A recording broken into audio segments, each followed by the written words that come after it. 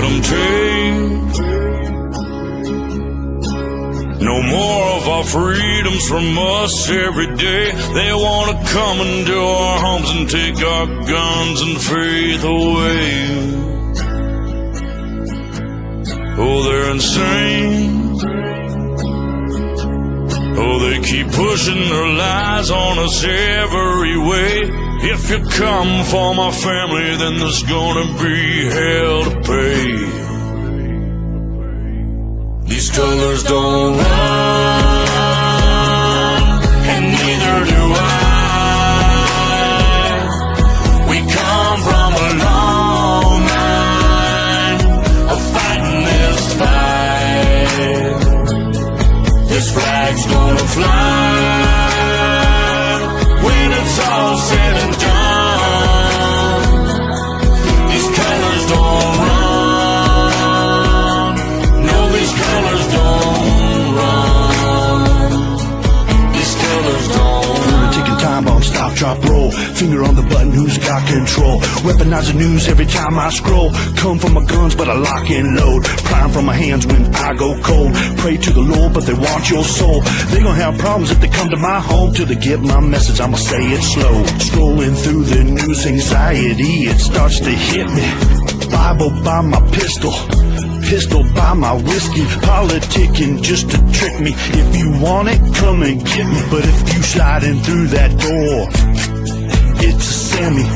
Fight for the stripes, but the blood's still dripping. To the grave, all waving and the flag still whipping. They want my liberty, they won't strip it. They want my land, they won't get it. My grandfather's blue collar's dirty and frayed, cause he keeps rolling in his grave for what they did to this place. These colors don't run,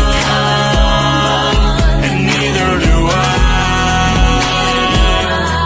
We come from a long line of fighting this fight. This flag's gonna fly when it's all said and done. These colors don't run. No, these colors don't run. These colors don't.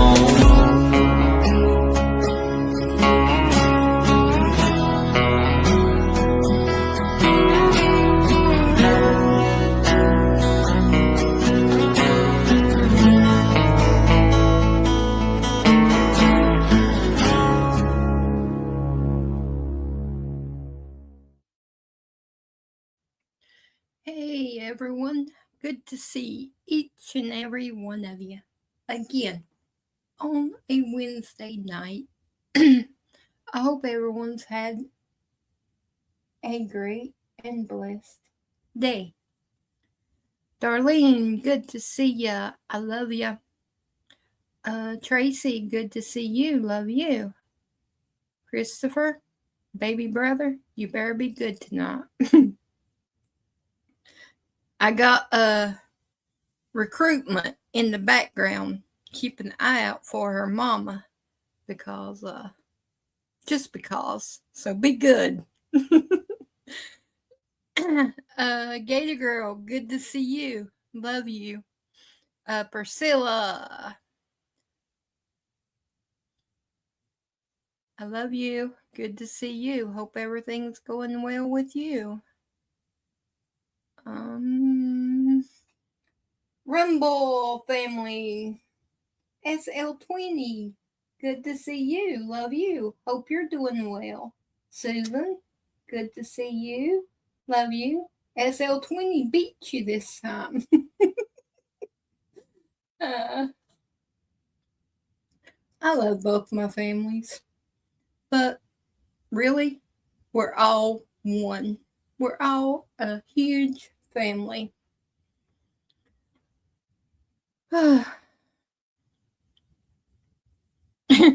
Okay, Tracy. I kind of had an interesting day today. Like y'all know, last night I asked for prayers for the eye doctor. Well, I went today. I'm going to have to go a few times, but they dilated my eyes. So I took a nap on the advisement of my sidekick. So I took a nap and I can see a little better, but still things are blurry with readers on. So just work with me. You know what I mean? I might not can see a bad comment, but if you see it, get rid of it. Because I don't feel like messing with them fools tonight. So, that's it.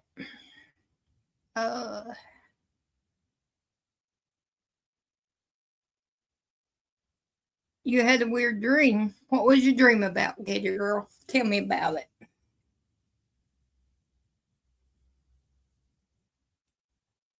Bit by, you're sneaking in. Good to see you. Love you on Rumble.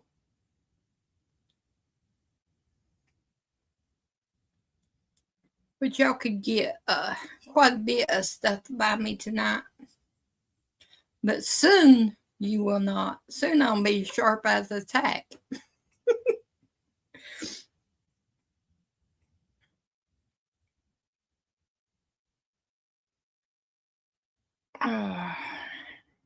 Man, I need Zoom. I was in hospital and had to go potty. Couldn't find the bathroom. The hospital was 3 stories and not a bathroom. Oh my, that's not even right. That's where I would have to make sure I pack some extra pull-ups. And when I woke up, I had to go. Gator Girl, you're not right. You're not right at all.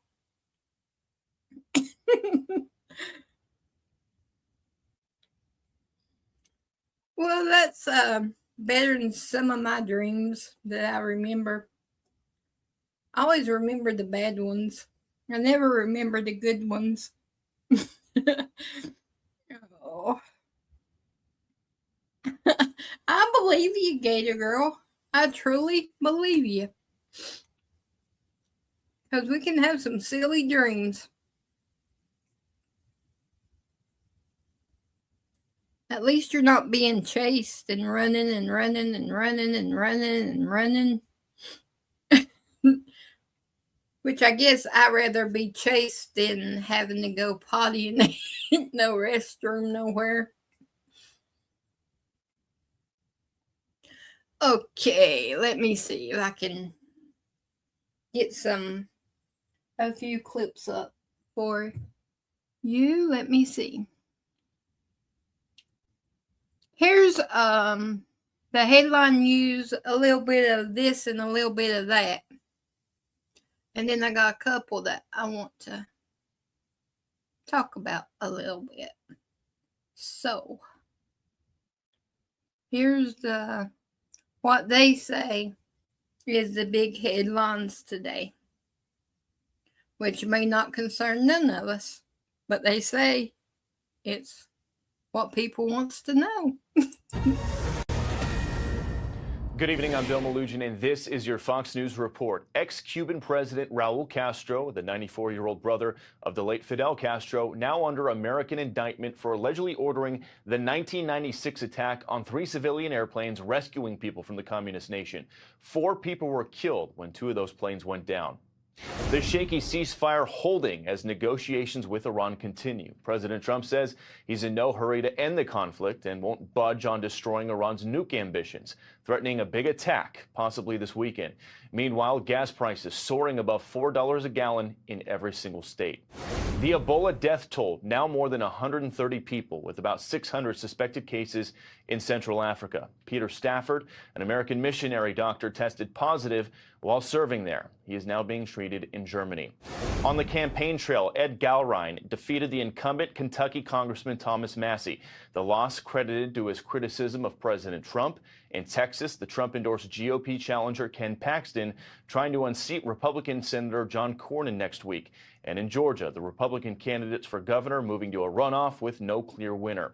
And Meta is laying off 8,000 employees. 7,000 others will be reassigned to AI-related positions as the company moves to put AI in focus. In Washington, I'm Bill Malugin. Have a great night.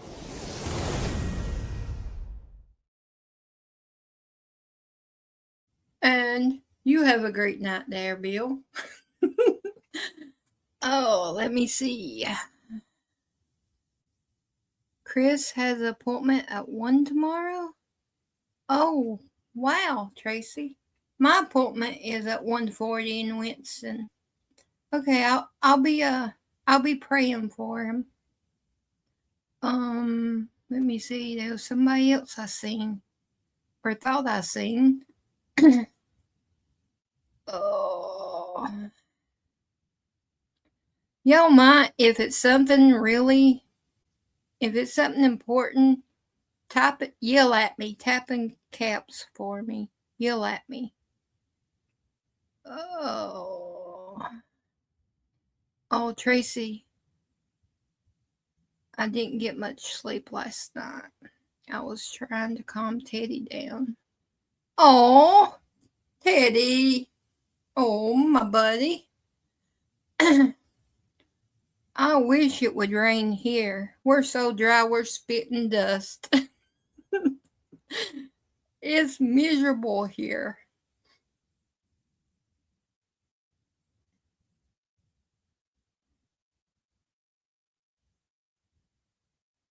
Oh, okay, Darlene. We'll pray for her, Chris. We got you. That God guides the surgeon's hands and she has a complete recovery, healing. Well, it's true, Priscilla. My grandpa used to say that all the time. And it felt like it was, I think it said that the feel like temperature, Danny said, my nephew, he said it was like 105 when we came home today. It was like, Lord, help, bless my soul. Gator Girl, send the rain to me, please. My yard is like dirt now. There's no grass. I can't mow. I need to mow. I'm addicted to mowing.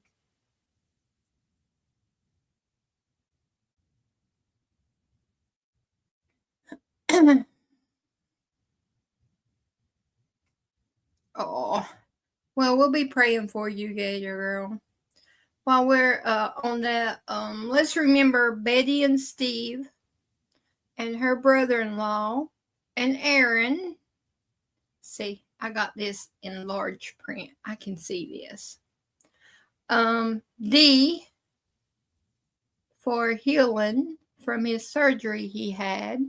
Goldie and Dee's dad. Keep them in your prayers. Teacup. Any updates on my woman? Teacup. I'm praying that she's trying to get the other appointment for her other eye because I know how important eyes are. So I hope she's getting close to that. Remember Darlene and her sister-in-law and Jeff, because it's a lot of stress and worry and pressure on the family when somebody's having surgery. Remember Bonnie, both Cindy's and Mel. I think Cindy's husband has a doctor's appointment tomorrow. I think I read when I first came in. Keep her in your prayers. Yeah, we got it, Darlene. With God's help, we all We're all protected by God. Keep Santa in your prayers for his health and safety. Jared and Julius for their recovering health and for God to protect them. Christopher tomorrow at 1. I wrote that down. Woo, getting good here. Christopher at 1. He has an appointment tomorrow. Keep him in your prayers that everything goes well. Keep Carrie in your prayers for his health. Gator Girl in your prayers for her moving and just to give her peace because she's had several friends pass away. So just pray that God wraps his arms around her and gives her peace and comfort. And Tina B, keep her in your prayers that God comforts her and wraps his arms around her as well. And then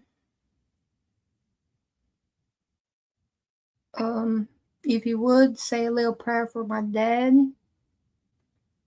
My uncle said he wasn't doing too well today, but he has his good days and bad days. And my aunt, keep her in your prayers, please. And let's see. Rumble, you got anybody that I missed that I didn't say? YouTube, did I get Teddy's second mom, Judy.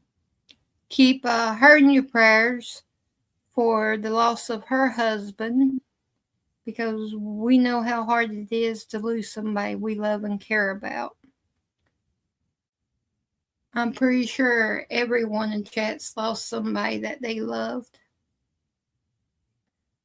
or was close to losing. So that's a lot of prayers, but God, he's almighty. He can handle every prayer that we give him. But we've got to trust and believe in him. When we give it to him, we have to leave it. We can't pick it up and worry about it. Once we give it to God, we give it to God. That was a hard lesson for me to learn. I wanted to pick it up and try to fix it myself, but couldn't. Okay. Yep, God's got this. He's got it right, Tracy.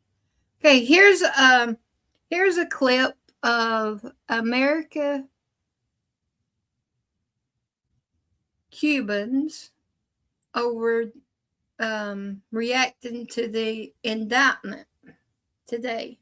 Our correspondent Dana Marie McNichol is reporting live out of Little Havana right now. And as Miami's Cuban American community reacts, she's got a guest joining her right now. Dana Marie?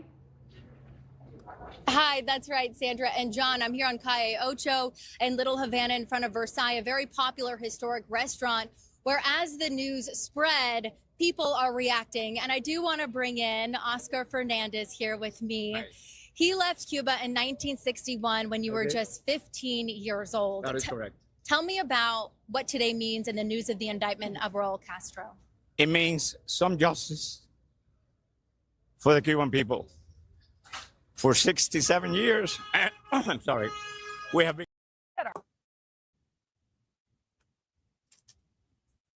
Oh, I messed that up. I was writing something down. I'm sorry. Before I play that again, I just seen over on Rumble to keep Frances in your prayers. Her son's mother-in-law, Jean, keep her in your prayers. She's in hospice now, so keep them in your prayers too, please. Okay, now let me get that back.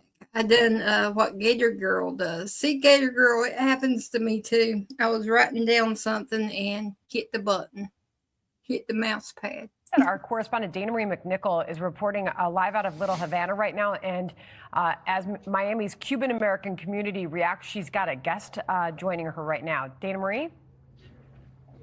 Hi, that's right, Sandra and John. I'm here on Calle Ocho in Little Havana in front of Versailles, a very popular historic restaurant where, as the news spread, people are reacting. And I do want to bring in Oscar Fernandez here with me. Hi. He left Cuba in 1961 when you were just 15 years old. That is correct. Tell me about what today means in the news of the indictment of Raul Castro. It means some justice for the Cuban people. For 67 years, I'm sorry, we have been ignored by everybody, the United Nations, the Organization of American States, the European Union, everybody. So we hope this is the beginning of the downfall of the Castro regime. I'm sorry, a little emotional. And we're ready to go back and help in the reconstruction of our country. With work, with money, with investment, and with love. That has been lacking in Cuba for the last 6 decades. Oscar, thank you so much for sharing your perspective. I know you're getting emotional because this is a huge day for the Cuban community. It is. You and yourself, multi-generations. What are you hoping happens next? Well, this should be the beginning of the downfall. This should be the beginning of a liberation of Cuba with the help of the United States. See, I can no longer fight, but the U.S. is being a second home to us, truth be told. I got kids and grandkids born here in Florida and in New York. And we're ready to do our part. This administration is the only administration I'm sorry, that is trying to open the door for us. And we are not going to let this opportunity go by. Oscar, thank you so much for sharing that beautiful moment with us here live on television. Yes, of course. If you can, wipe out He wants us to get his tears out, but that is the emotion that you're feeling.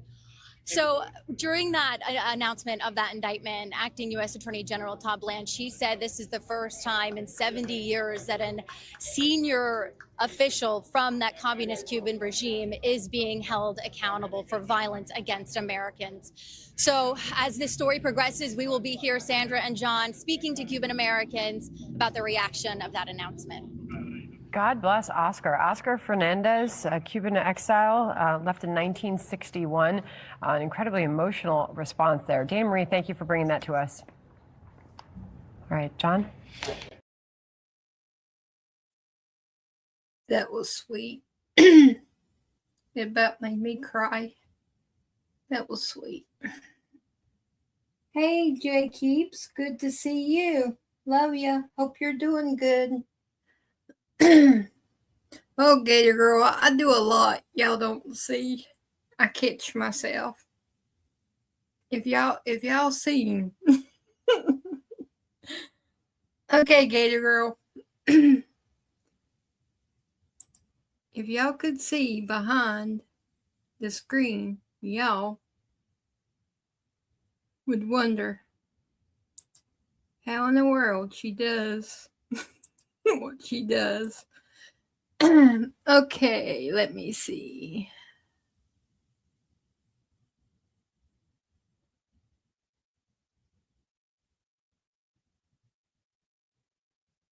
This is let me see. I heard this too.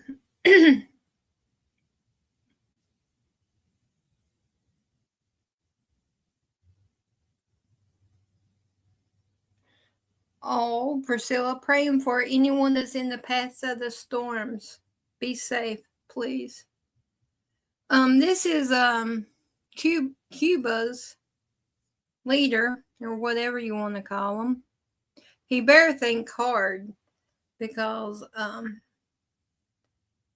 I guess it got leaked out that he's thinking about trying to do something with Russia and China's help to the United States. So just watch this and make sure I'm right on what I'm saying before I say. Here we go. Reports of a potential threat to our nation from Cuba. Axios is reporting the communist island nation is buying attack drones from Russia and Iran. So far, some 300 drones. And the communist government of Cuba recently began discussing plans to potentially use those drones to attack U.S. targets, including Guantanamo Bay and possibly Key West, Florida. Here's retired Navy SEAL Mike Sorelli. The drones are concerning one sourced by both Russia and Iran. Would Cuba make the fundamental mistake of attacking the United States? It would be their doom. For Cuba, what Trump has done is put them into a position where this regime can fall without a shot fired. We saw Maduro in Venezuela go down. Now Iran, another source of financing and material support for Cuba. They are isolated. The best scenario for them is to play ball, or they will lose this regime. So listen to this. Cuba's foreign minister accused the United States of fabricating a, quote, fraudulent case to justify economic sanctions and potential military intervention. And this quote, Cuba neither threatens nor desires war. Here's Cuba's nightmare, though, an extreme energy crisis. Look at that. Their power grid has collapsed, triggering crippling blackouts. The Trump administration is aggressively pressuring the regime to reform and demanding the removal of foreign spy technology. And focus with me now, former Miami mayor and Cuban-American Francis Suarez. Great to have you. First of all, is it even realistic that they would hit Guantanamo Bay and other U.S. targets with those drones they bought? It's hard to believe that even the 300 drones that they have, and I've actually seen pictures of what they look like, would have the capabilities of penetrating our air defense and actually hitting sovereign American territory. However, it's something you have to take seriously. You know that they have, and there's reports that Iranian, people have come to the country and are teaching them on their technology and how it succeeded in Iran in trying to maintain control of Hormuz and strike U.S. bases. So they're collaborating with our enemies, and they've been collaborating with our enemies, whether it's China or Russia, for decades. Remember that Russia taught Cubans how to spy through KGB training, and that China has been using Cuba as a spy base just 90 miles away. So none of this makes us feel good, and I think Secretary Rubio and his team have done an excellent job of understanding what the real threat of Cuba is. Not just military, not just spying, but also it's a threat of inculcating poverty in our hemisphere, which creates immigration pressure in the United States.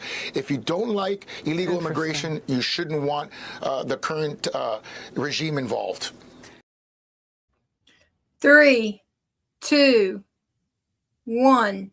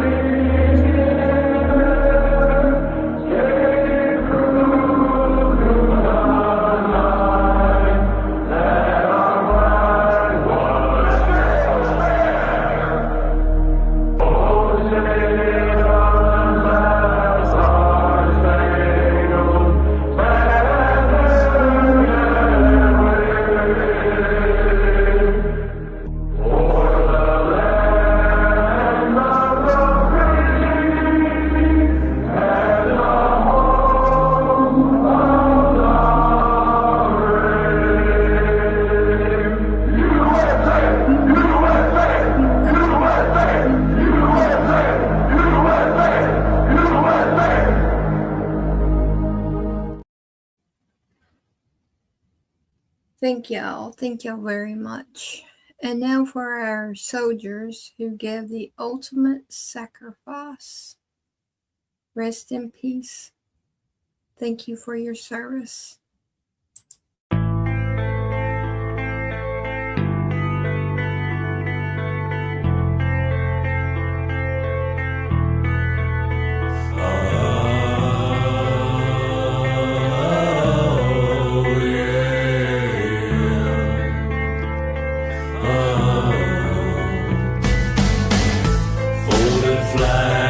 And memories, photographs and the rosary. She hangs her head as the choir sings, and she cries, and she cries, and she cries, and she cries. 'Cause her family was waiting at home and was praying for him to survive. That folded flag that she now owns, she holds it close tonight. Shots ring out, another angel cries. Open up the gates when he arrives. As he fell to the ground, there was no fear in his eyes. They'll bury him before they bury his bride. Yeah, this is for my people that are fighting. Okay. And the next one is our Americans, angels, that their lives was stolen by illegal immigrants.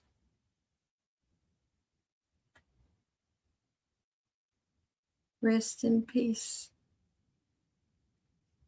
And we're praying that God wraps his arms around each and every one of their families.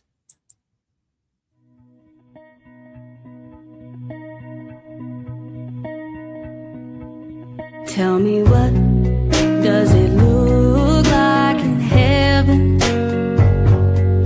Is it peaceful? Is it free like they say? Does the sun shine bright forever? Have your fears and your pain gone away? Yeah, 'cause here on earth it feels like everything good is missing since you left.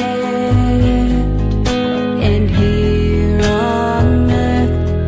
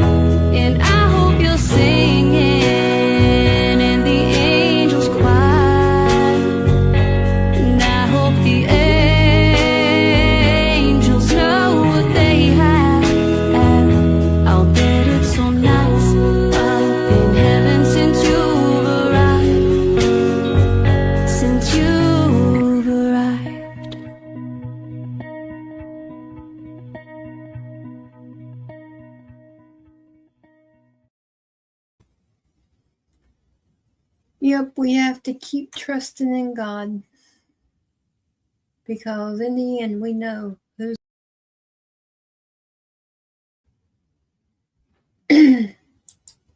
And that's God. God's in control.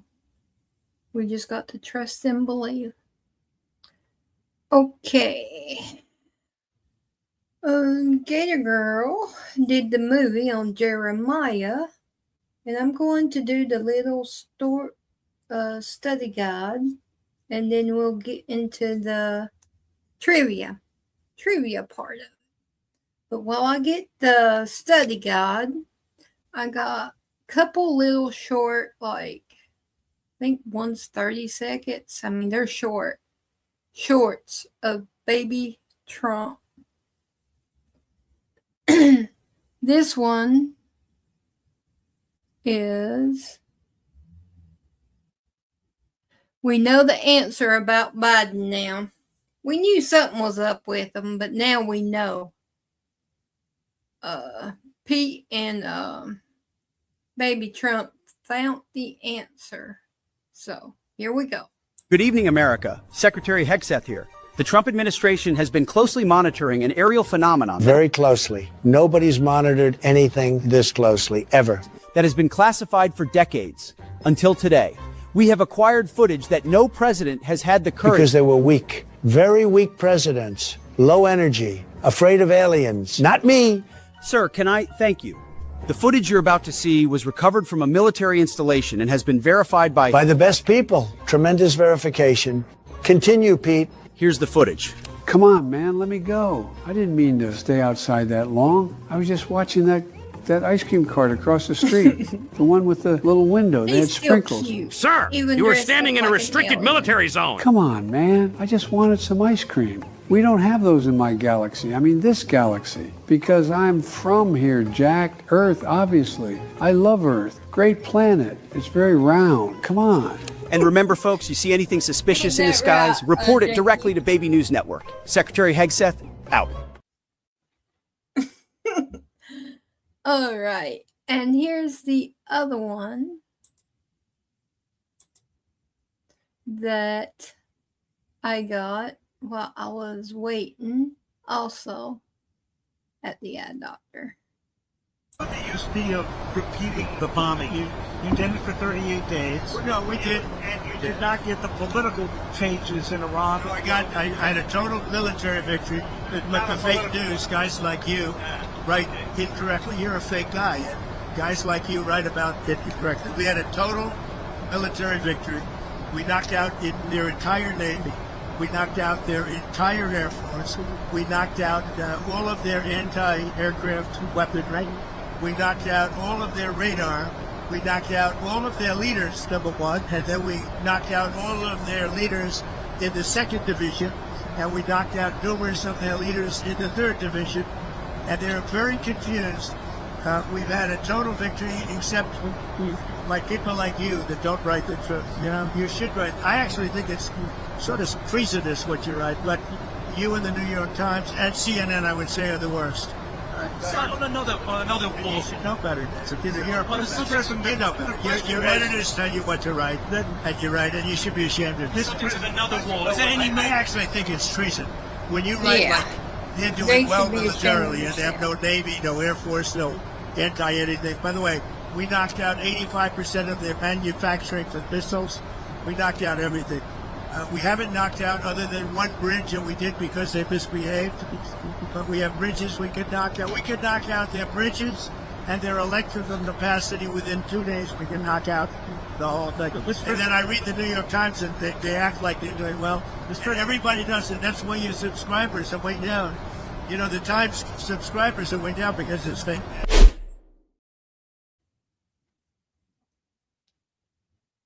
Oh. That baby Trump looked a little different. He was a little chunky. That baby Trump looked different than the other ones, but like I said, since pacifier politics is under, I say, review, because YouTube goes after us all, but since they're under review, I have to go with what I got. Grapes. Oh, Gator Girl, thank you. How do you know? I love grapes. Okay, here we go with the study guide for Jeremiah. Well, I reach across the screen and grab some grapes from Gator Girl.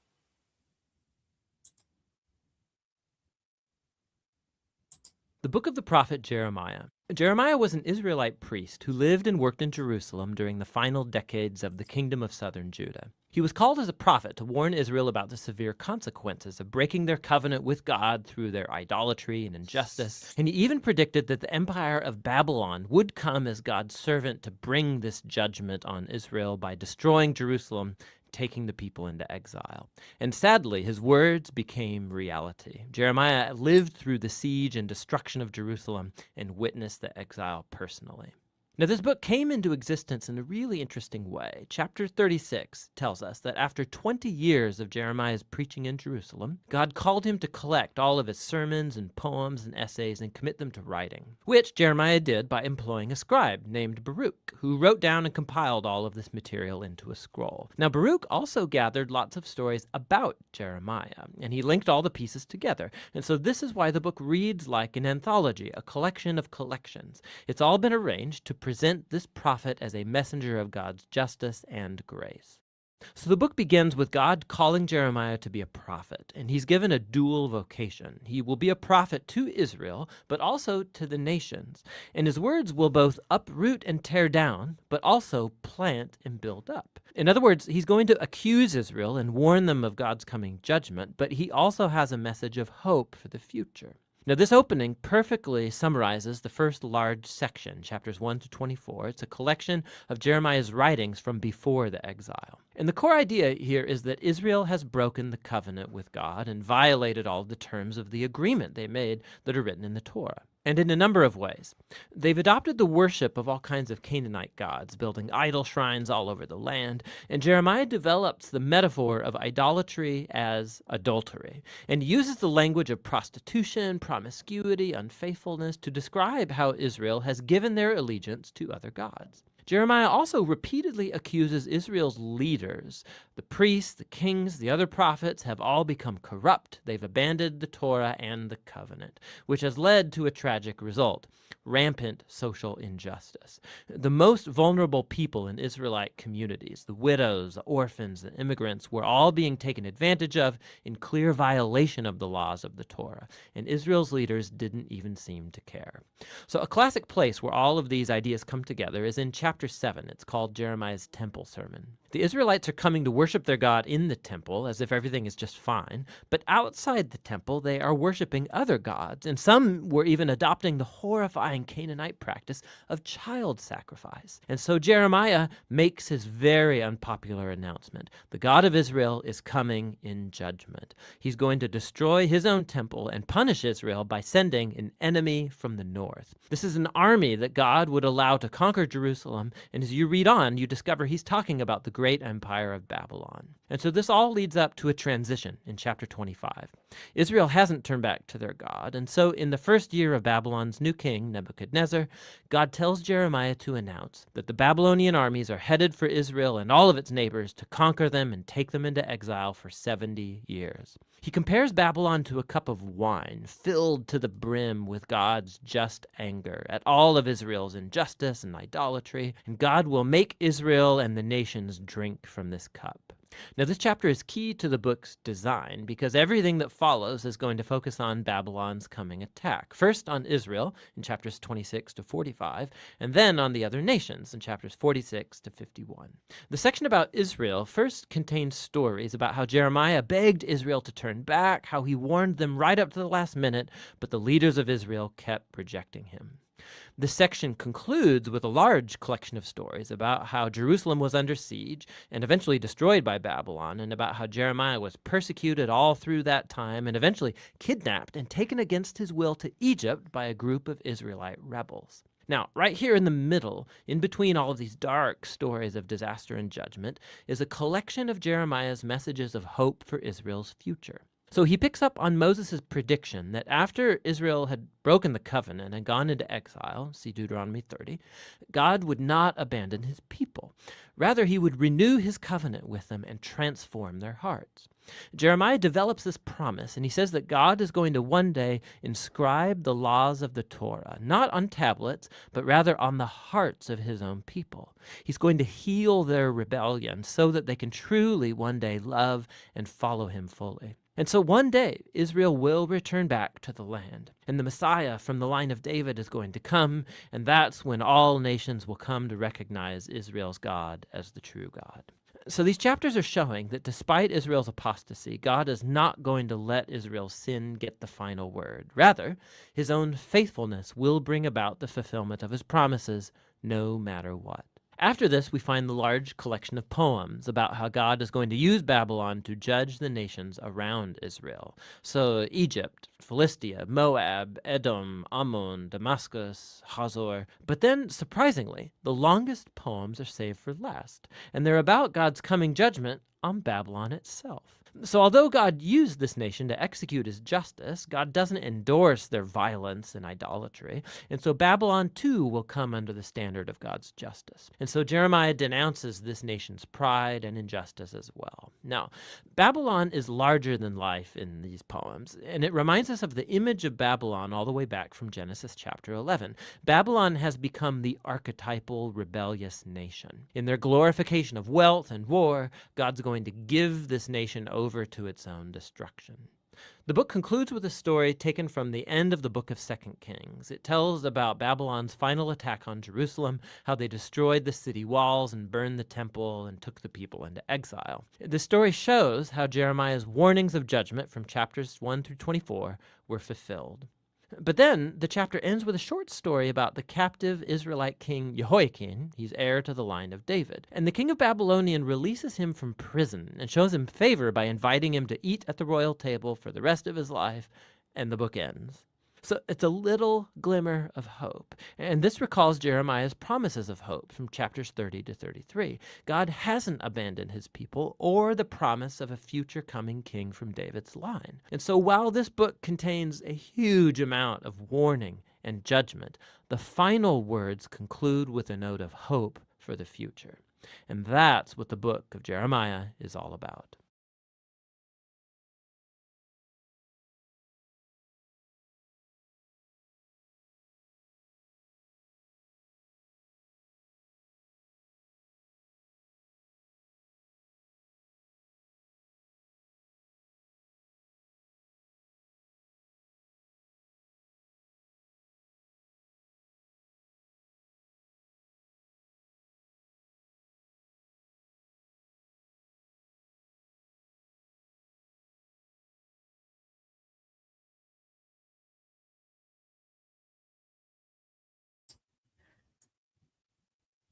Did y'all hear anything I just said? Oh, good. Okay. Y'all didn't hear it. But I was agreeing with SL that Pete came out of swinging even when they was trying to vote on him being the head of his department. They questioned him and they was so rude to him. And I was like, he's got to be good. The Democrats wouldn't dislike somebody that was, not good. They only go after the good ones. So I like Petey. Okay, here we go now with the trivia.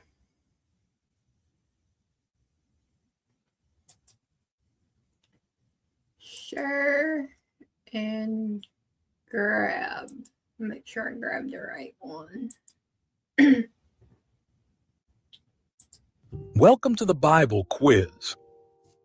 Today, we're diving into one of the most captivating books in the Bible, the book of Jeremiah. With 25 intriguing questions, we'll test your knowledge of this profound prophet, his warnings to Judah, and his powerful messages of judgment and hope. Before we begin, Don't forget to hit that subscribe button and give this video a thumbs up. Your support helps us share Tracy, more biblical as long as I don't content answer and keeps myself, you I'm updated good. with future quizzes. We'd love to hear I from talk you, to so myself all share the your time. scores and thoughts in the comments below. Are you ready to explore the rich lessons and prophecies of Jeremiah? Let's get started. Question 1. What animal does God say cannot change its spots, so Judah will never change its bad behavior? A. Giraffe. B. Leopards. C. Ladybugs. D. Dalmatians. You get 10 seconds. Oh, come on. Ladybugs, Dalmatians. Hey, D. Good to see ya. There's our D. Our D made it. Okay, BitBite. Gotcha. Okay, Rumble. You got me. Let's see. We got Christopher with a B coming in hot. We got Darlene with a B, Gator Girl with a B, Tracy with a B, Priscilla with a B, and D with a B. And then on Rumble, we got SL20 coming in hot with a B, Jay Keeps with a B, and Susan with a B and a she thinks. So the answer is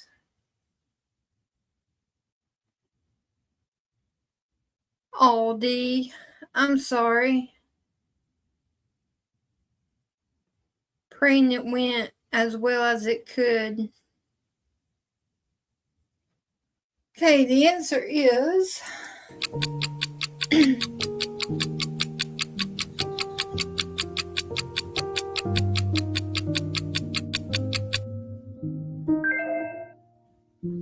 B. Yay! That's B. Leopards. God uses the leopard as an example. Can a leopard change its spots? To illustrate Judah's inability to change its sinful ways. Jeremiah chapter 13, verse 23. This metaphor emphasizes the depth of their ingrained disobedience and rebellion against God. Despite this, the passage also reflects the possibility of transformation through God's intervention, highlighting his call for repentance and reliance on his grace. Question 2. What is the name of a false god mentioned 13 times in Jeremiah? A. Baal. B. Uphaz. C. Tarshish. D. Animal. You get 10 seconds.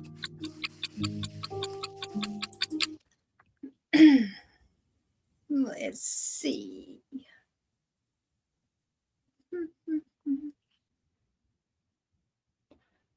I'm going with, I think, with some reason A looks familiar. So I'm going with A. A.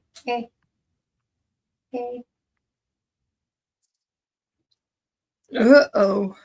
Don't look like I picked right. Let me see. Tracy with a C. What are you? Huh? Hey. It's gonna say over in Rumble, it's all A's. Oh. Tracy with a C. Christopher with a C. Darlene with an A. Gator Girl with an A.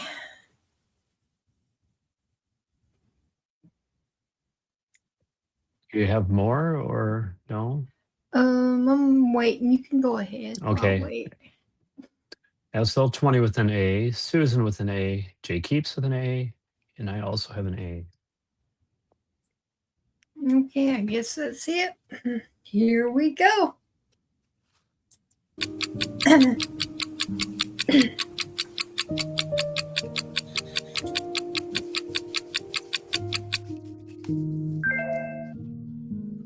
Yay. That's A, Baal. The false god Baal is mentioned 13 times in Jeremiah, representing the idol worship that plagued Judah. Jeremiah chapter 2, verse 8, chapter 7, verse 9. Jeremiah condemns the people for turning to Baal, calling them to abandon idolatry and return to the worship of the one true God, reflecting his rightful place as their covenant Lord. Question 3. When did God say he chose Jeremiah to be a prophet? A, when he was 12. B, when he was born. C, before he was born. D, when he reached puberty. You get 10 seconds. I'm going with C. Katie Girl's going with B. Priscilla with B.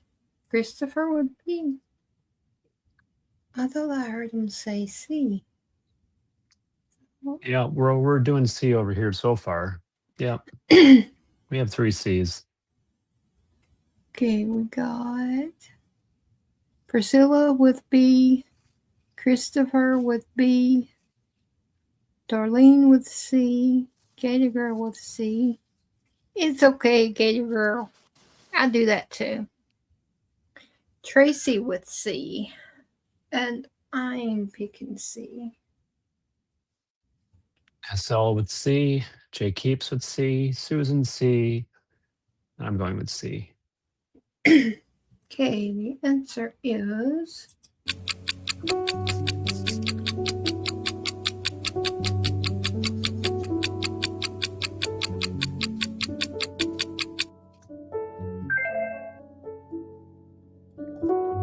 That's C, before he was born.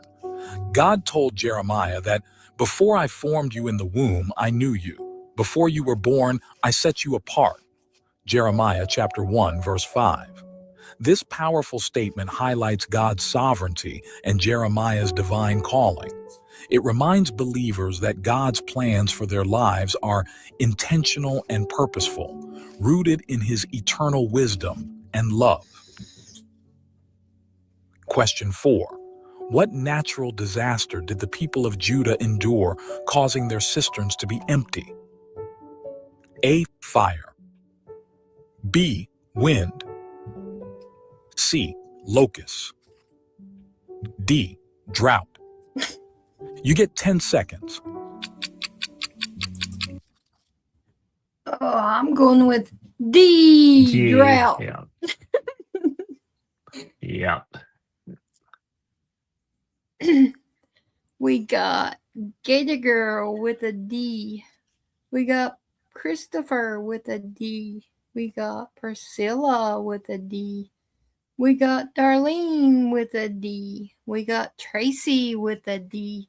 And we got D with a DD. Susan with a D. Jay Keeps with D.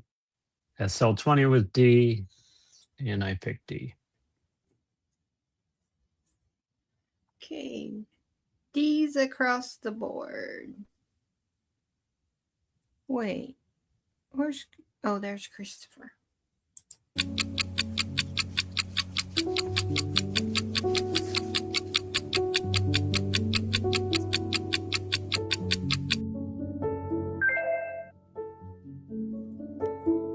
That's D, drought. The people of Judah endured a devastating drought, leaving their cisterns empty and their land parched. Jeremiah chapter 14, verses 1 to 6. This natural disaster was a direct consequence of their unfaithfulness to God, serving as both a physical and spiritual warning. The drought symbolized God's judgment, but also his invitation for repentance, as only turning back to him could restore both the land and their covenant relationship. Question 5. Oh, wow, dude. As mentioned in Jeremiah chapter 31, what food was once believed to give people bad teeth, setting them on edge? A, bad apples. B, sour grapes. C, wilted lettuce. Ew. D, rotten bananas. Ew. You get 10 seconds. None of them's good, but I think I'm gonna go with B, sour grapes, because I can get one of those suckers and spit it out as fast as I put it in. So I'm gonna go with sour grapes. Let's see.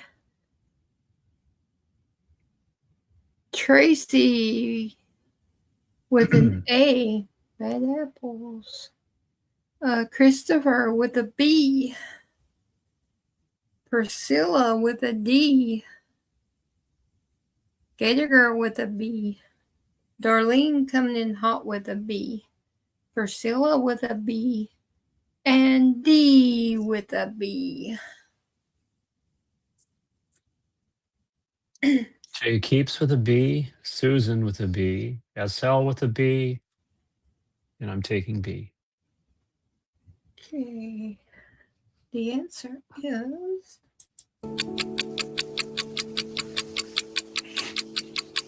I would never even look at wilted lettuce.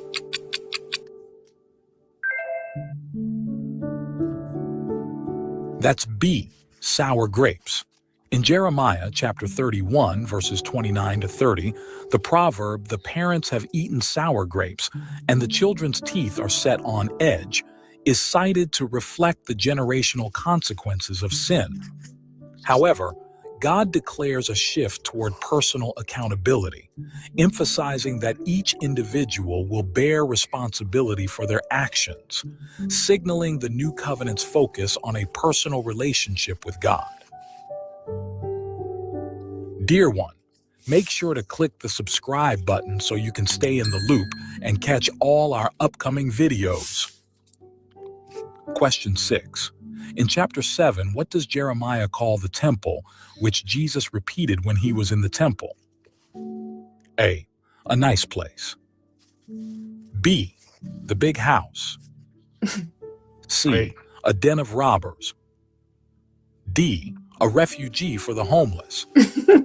You get 10 seconds. I'm safely saying C. A den of robbers. Yeah, I'm used to thieves, but yeah. Yeah, thieves. That's what I'm used to. But I figure robbers and thieves was the same thing. Same thing. Let's see. We got Christopher with a C. D with a C. Tracy with a C. Priscilla coming in hot with a C. SL with a C, Jay Keeps with a C, Susan with a C. I'm taking C. And I think Gator Girl's a C up at the top. Oh, Is she in? Is that one in with the rest of them? It's after the cookie, so I'm thinking yes. Yeah. Okay. Okay. Here we go. Everybody over here, we got C's across the board.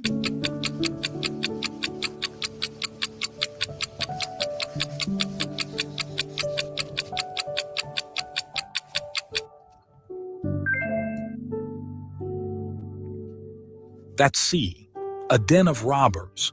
Jeremiah refers to the temple as a den of robbers in Jeremiah chapter 7, verse 11. This condemnation highlights the hypocrisy of the people who use the temple for worship while continuing to commit sins. Jesus repeats this phrase in the New Testament when he cleanses the temple, Matthew chapter 21, verse 13, underscoring God's demand for true worship and a heart aligned with his will, not empty rituals. Question 7. What of Jeremiah's did the king and his officials cut into little pieces and burn? A, a scroll. B, his hair. C, his dog. No. D, his diary. You get 10 seconds.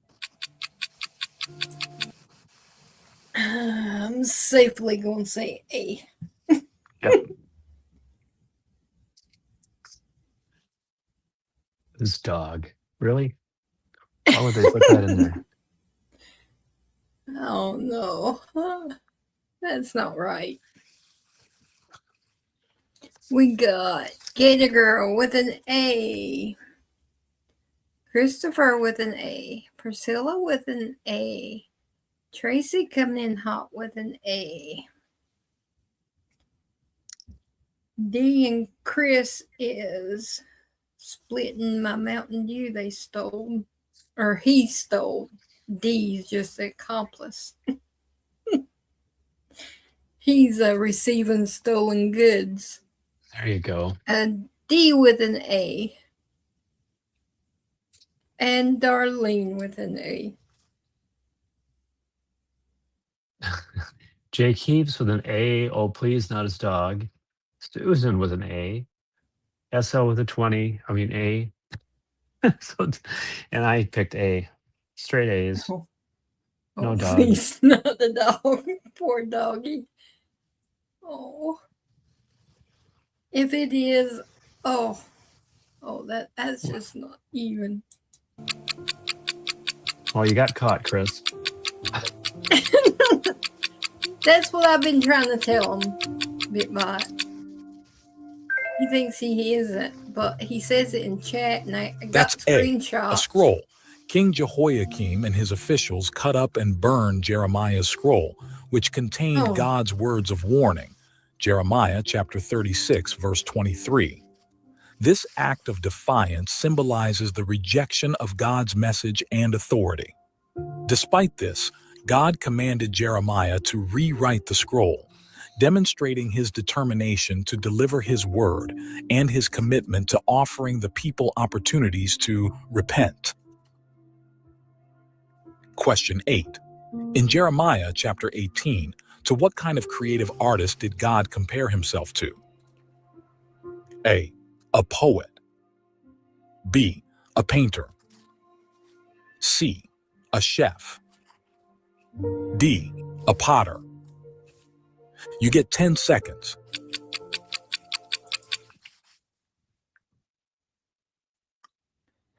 Let's see. I'd go with B. Really? You're going with B? I'm going with D. A potter? Yeah. Oh, sure. In terms of using clay. So yeah, sorry. Yeah. D. That's what I was thinking anyway. We got Gator Girl with a B. With a B.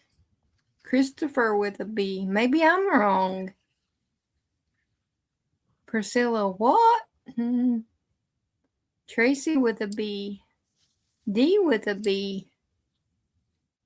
I might be wrong, Bitbot. You might want to stay with your B. I don't know, because I see over here on Rumble, it's D, D, D.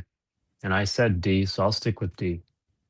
All right. Well, After thinking about it, I said painter in the beginning, but again, I'm thinking clay.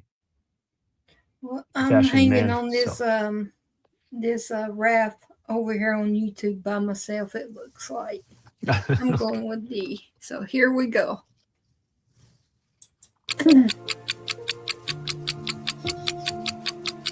We got two guessing, Priscilla and D. We're not for sure. Darlene says B. That's D, a potter. God compares himself to a potter, Y'all should shaping have hung clay with on a me. wheel. Jeremiah chapter 18, verses 1 to 6. This metaphor illustrates God's sovereignty and ability to shape nations and individuals according to his purposes. Just as a potter can reshape clay, God can reform his people if they repent. This imagery also underscores human dependence. So you can't reform a painting. You paint over it, but you can't reform it. Keep going, sorry. Right. Dependence on God and his enduring grace to mold lives for his glory. Question 9. From which book does Jeremiah chapter 17 verses 7 to 8 borrow the imagery of a tree planted by water? A. Psalms. B. Genesis. C. Ephesians. D. Lamentations. Oh, no. You get 10 seconds. Yeah, I don't know this one for sure. So we It ha- used to sing this as a little verse in Sunday school. Well, I would think it would be, maybe I'm wrong, I would think it would be before Psalms, so it's got to be one of the other three, right? No? It is Psalms. I'm thinking A. Because Okay. we sung it. I mean, I could be wrong because it's been You're Lord, probably right. long time I just did ago. not know. Christopher says B. Gator Girl says A. Tracy says A. D says A. Darlene says A. And Priscilla says yes, A. So. SL with an A, Susan with an A, Jay keeps A, and I'm learning A. Okay. Here we go.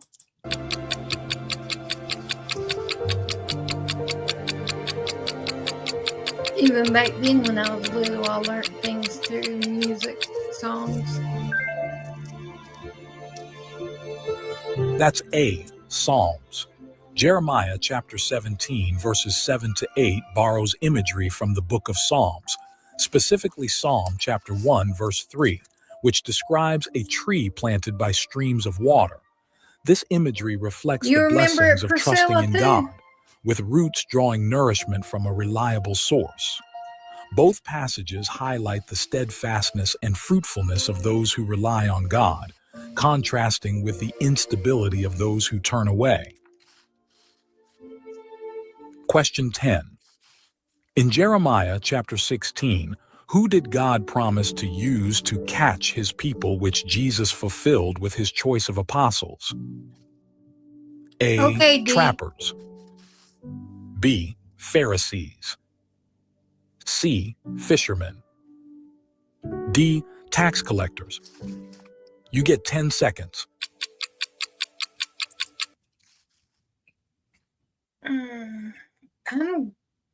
I'm not for sure on this one, but I think fisherman because he talks a lot about fishermen. So I'm going to go with fisherman. Catching fish, fisherman. I think that's where I'm going. Okay. Not 100%.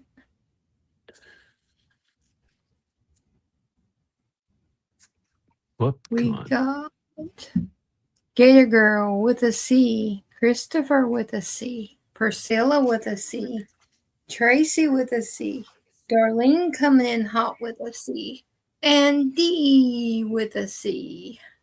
Welcome back, D. And over on Rumble, SL, Susan, Jay Keeps, and myself, all straight C's. And Gator Girl said most of the apostles were fishermen.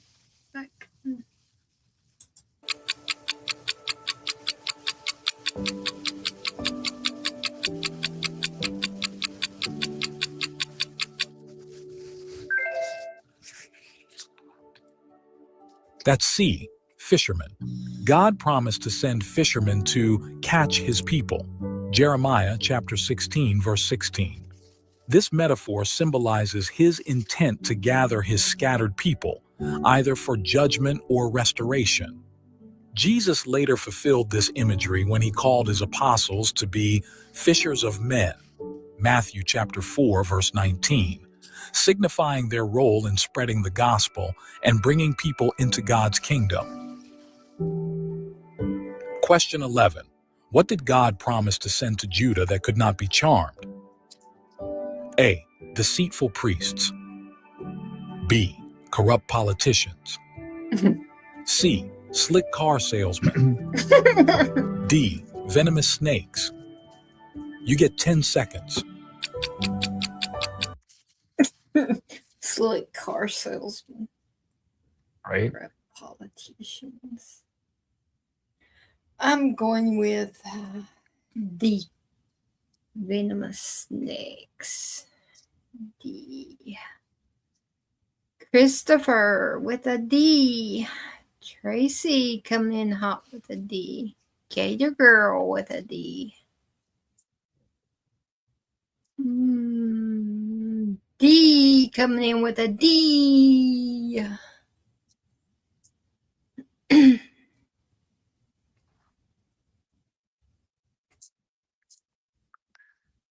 I'll go Susan with a D, Jay Keeps with a D, SL with a D, me with a D. And Priscilla with a D. And Darlene coming in hot with a D.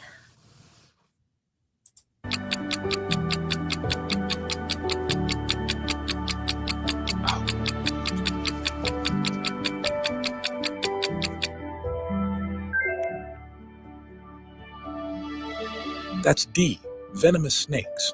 God promised to send venomous snakes that could not be charmed. Jeremiah chapter 8, verse 17. This was a metaphor for the unavoidable judgment awaiting Judah due to their persistent sin and rebellion.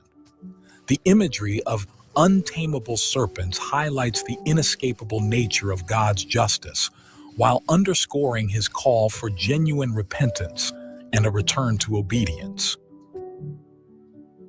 Question 12. Before Jerusalem fell into the hands of Babylon, what did God tell the people to release, but they refused? A. Birds. B. Slaves. C. Wives. D. Worries. You get 10 seconds. This one's kind of tricky. It's the way you look at it. Right? Wives back then could be slaves. So, but I'm going with B, slaves. Being a smart aleck. The only thing I was thinking was B. Yeah, that's what I think. Christopher with a B. Gator Girl with a D. Tracy with a D. Priscilla with a D. And Darlene with a B. And Gator Girl said it's B. Okay. Susan with a B. Jay Keeps the B. SL with a B. I took B. Alrighty. And D is coming in with D. D. Okay, here we go.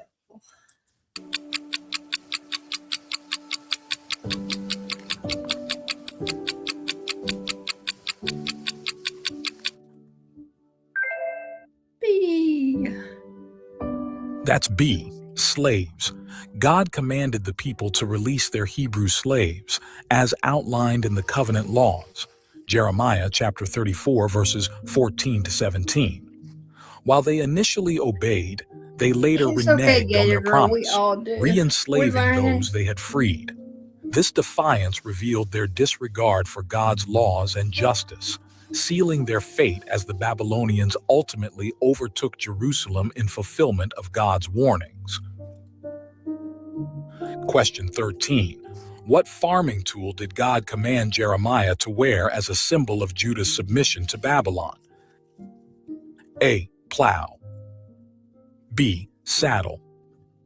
C. Yoke. D. Scythe. I'm going to go with You get C, 10 seconds. and I'm not even sure. Yeah, I'm going with C too. That's what I'm pretty sure C.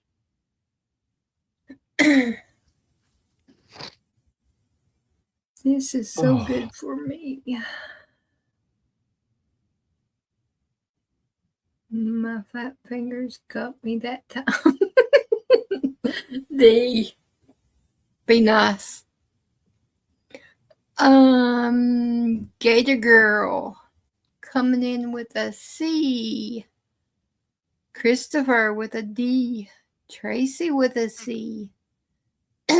Darlene with a C. And Priscilla coming in hot with a C. Okay. And D with a C.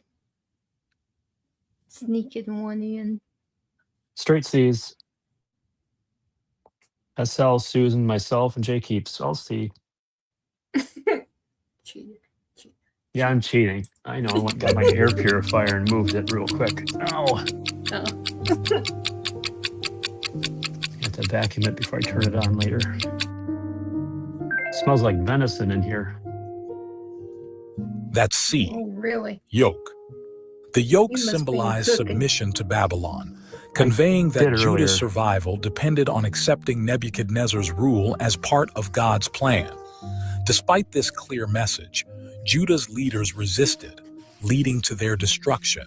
The yoke imagery reinforced the Yes, Susan, consequences of yokes are heavy. ignoring God's sovereignty and guidance. Jeremiah chapter 27, verse 2. Question 14. What were in the 2 baskets of fruit that Jeremiah had a vision of? Oh. A. Figs. B. Grapes. C. Bananas. D. Gooseberry.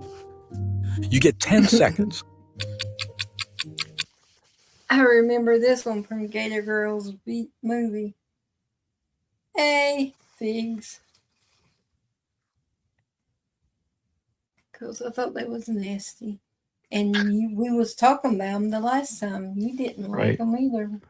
Well, I told you because I was a kid. I had it when I was a kid, and I like everything sweet. My grandfather was like, "Here, want to try one?" They're cookies. He didn't tell me what they were. They're cookies. Ugh. But again, I haven't had one for years. And like SL 20 said, now that you're older, it's like, yeah, they're not bad. So, Oh. well, you could just sprinkle sugar on it, and you'd be fine. Still the texture of I don't think I can. Gator Girl come in hot with an A. Christopher with an A. Priscilla with an A. D with an A. Darlene with an A. Oh, Gator Girl loves figs. Priscilla said figs. It is. D likes fig. D. Christopher says they're good. Nah. SL A, Jay Keeps A, Susan A, and I have an A. Priscilla. I love you.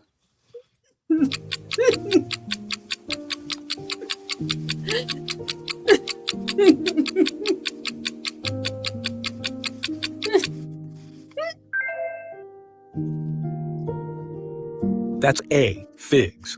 Jeremiah's vision included 2 baskets of figs, one containing very good figs and the other containing very bad figs. Jeremiah Tracy, chapter no, 24, not you verses 1 to too. 10. The good figs represented the exiles in Babylon whom God would restore, while the bad figs symbolized those who remained in Jerusalem and would face destruction. This vision highlighted God's ability to bring hope and restoration even amid judgment. Question 15. What event fulfilled Jeremiah chapter 31, verse 15, Rachel weeping for her children? A. Jesus' death. B. Israel's defeat. C. Rome's invasion. D. Herod's massacre. You get 10 seconds.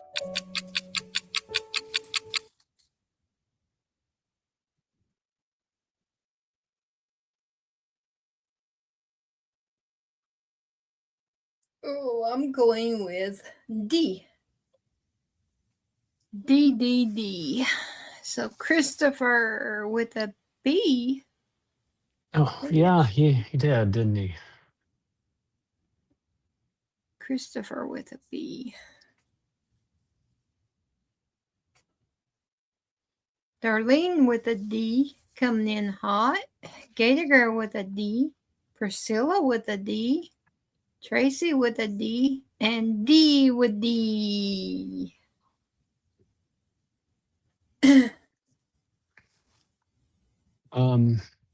SL with a D, Susan with a D, Jay Keeps with a D, and I went with D.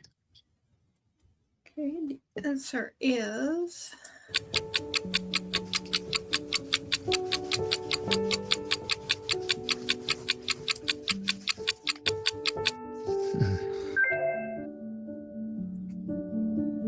That's D, Herod's massacre.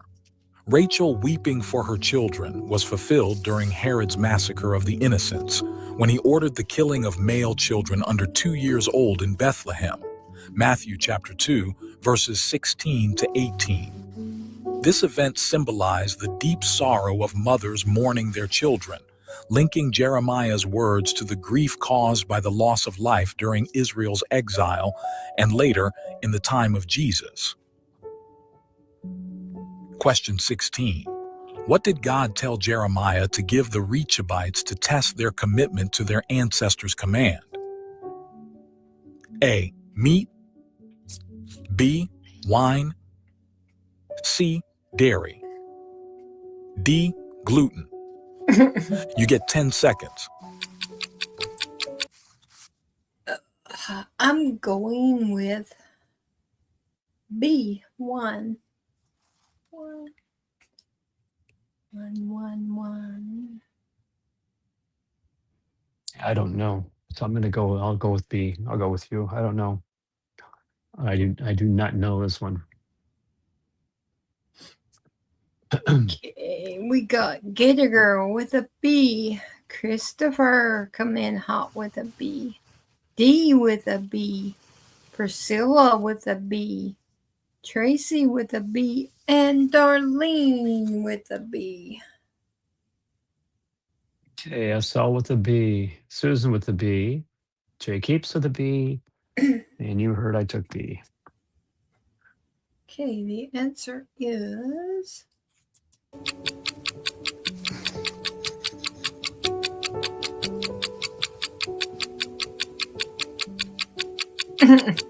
Gator Girl. Silly. That's B. Wine. God instructed Jeremiah to offer the Rechabites wine to test their adherence to their ancestor Jonadab's command to abstain from it. Jeremiah chapter 35, verses 2 to 5. The Rechabites refused, demonstrating their unwavering obedience and loyalty to their family's traditions.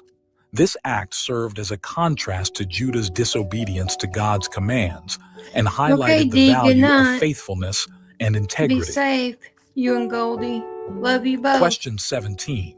In his most notable prophecy, how many years did Jeremiah say Judah would be in captivity, exile, in Babylon?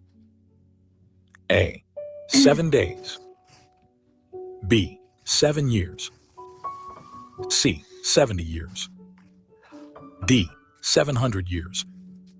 You get 10 seconds. I'm going with C, 70.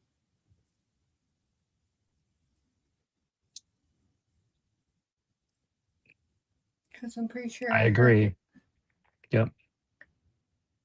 Let me see. Christopher coming in with a C. Gator Girl coming in with a C. Priscilla coming in hot with a C. Tracy with a C. Jay Keeps with a C, Susan with a C, SL with a C, and I took C. Okay. Darlene coming in with a C. The answer is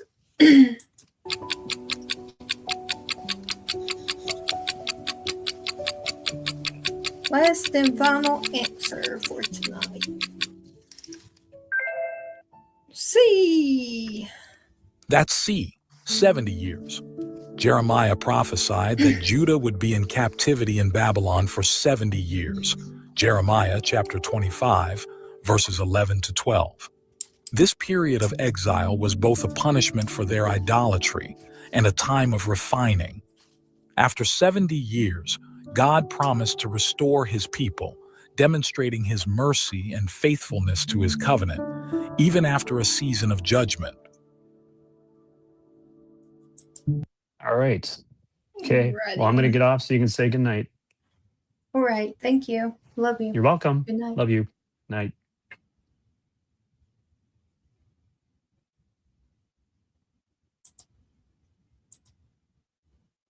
Alrighty. Okay, everyone. Thank y'all for being here. Good night. Sweet dreams. And remember, keep everyone on our prayer list in your prayers. And if God places someone on your heart or on your mind, stop and pray. Because, like we say, you never know what they're going through. But God does. And he's the one who is in control. He's the one with the answer. So I love each and every one of y'all. And hopefully tomorrow night I will see you. And have a blessed night. Good night.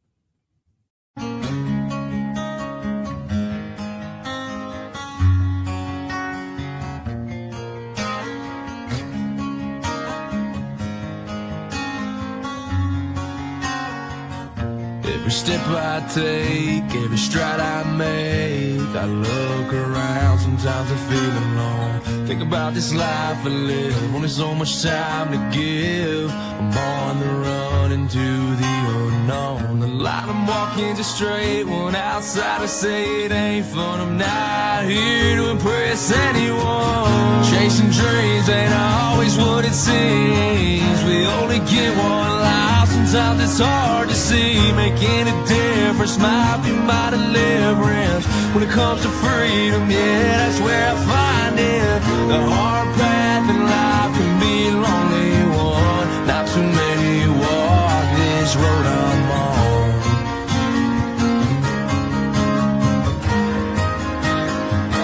This road I'm on.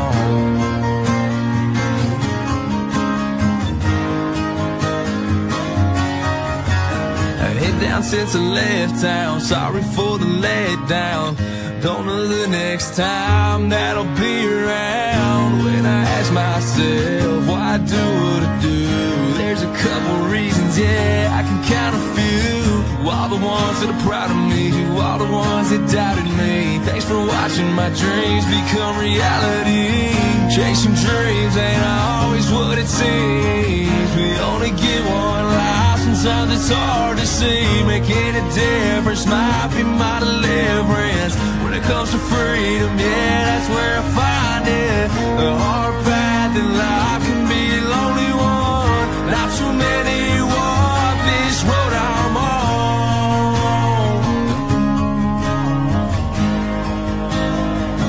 This road I'm on.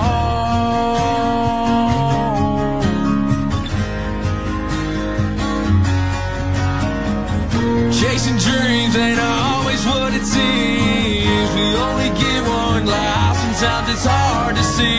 Making a difference might be my deliverance. When it comes to freedom,